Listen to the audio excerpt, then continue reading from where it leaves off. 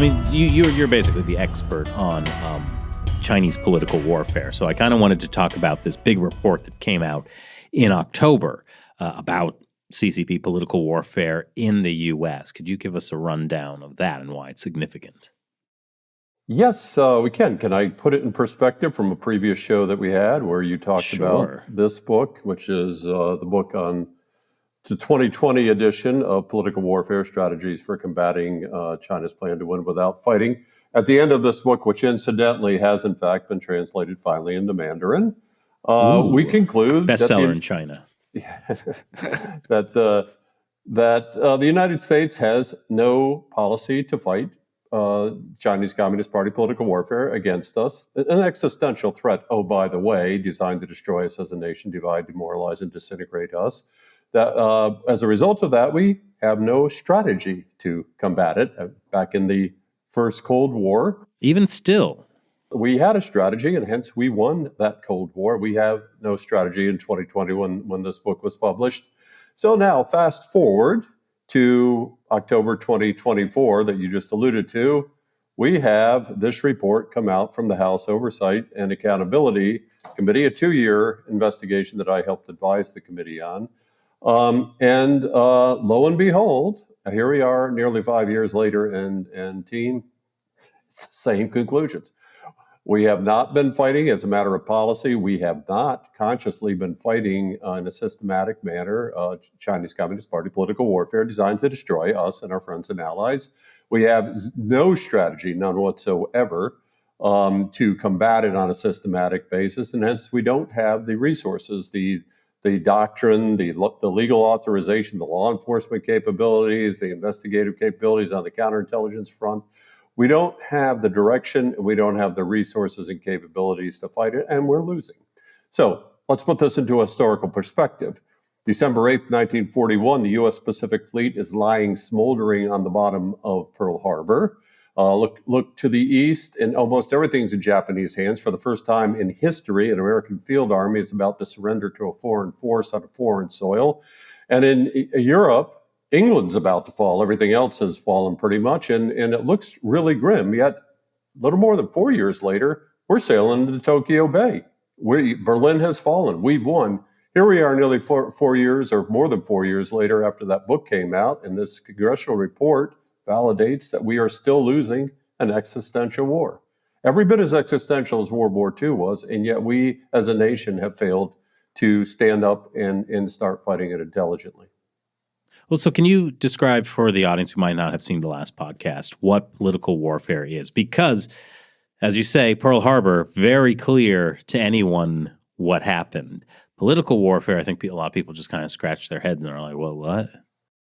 Yeah, good point, because no one really has talked about it, educated on a national level since the first Trump administration, where we did have some good people like Matt Pottinger and Mike Pompeo and Dave Stilwell and others who did stand up and try to educate the American public about political warfare. Nothing in the last 4 years, and prior to that, there was certainly nothing in the Obama administration, the 8 years of that would have helped. Political warfare is everything that the Chinese Communist Party is doing to destroy our nation, short of mid-intensity kinetic conflict, that is shooting killing people with bombs and tanks and with close air support and high altitude bombers and intercontinental ballistic missiles. Everything short of that. It includes violence. The Chinese Communist Party, they're happy killing people. They're happy with low intensity conflict and insurgencies. No problem. Assassination, sure, high on the hit list. But it's everything else. It's economic warfare. It's united front operations that are designed to co-opt our elites, our educational leaders, our professors, our business leaders, our political leaders. It's espionage, MSS, and the People's Armed Police Intelligence and others. Everybody thinks, oh, spying is spying. That's different than political warfare. No, not at all. Political warfare is espionage. Espionage is political warfare, and we can examine that a little bit later. But all of these elements that are going on right now, all these things that are being used against us, we have to think of it in terms of, America has to think of it in terms of military terms. It's war. The Chinese communists call it war. They're at war with us. They call it political warfare. We have to think of it in military terms as in multi-domain combined arms warfare.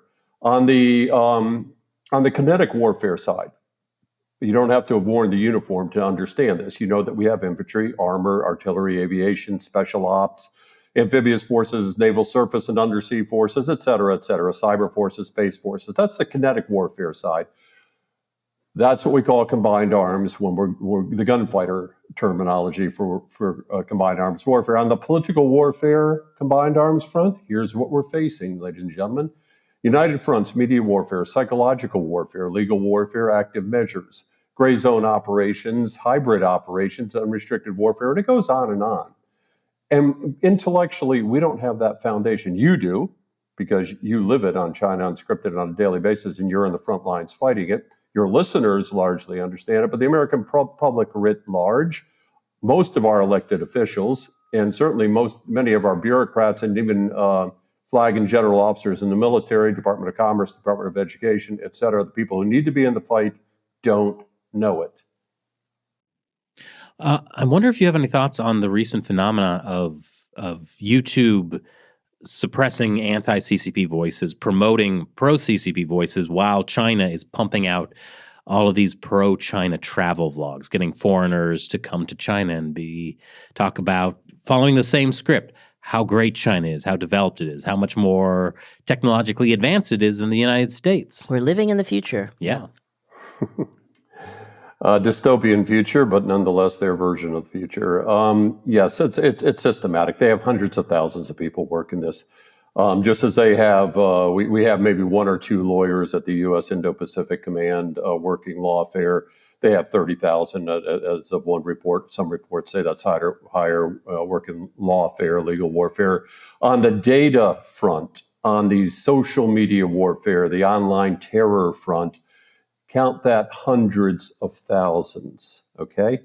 It's not just military personnel. It's not just the online trolls that we're used to. They have many, many people who go into that data that they need to target, to work the algorithms on social media, to understand who you are, what sites you're going to. How do we massage the message to get to you? How do we link into those 8 second to 15 second TikTok videos that we're using to indoctrinate your K through 12, the kids of our nation and in Taiwan here, and get them to believe that, Taiwan has been part of China since ancient times because they saw it in an 8 second clip on TikTok.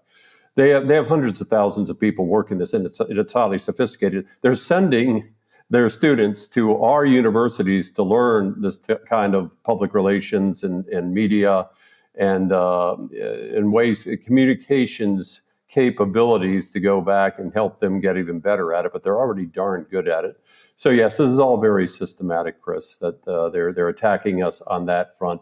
Again, we're largely oblivious to the warfare that's going on around us, which is why we're not winning at this point. Thank you for watching this clip. There's a ton more great stuff we talked with Kerry Gershaneck about, including the CCP's political warfare and how U.S. government agencies are compromised. That's all in our full hour-long podcast. It's available only for subscribers on our website, ChinaUncensored.tv. So check it out, learn more, and you'll be supporting what we do at the same time. The link is below.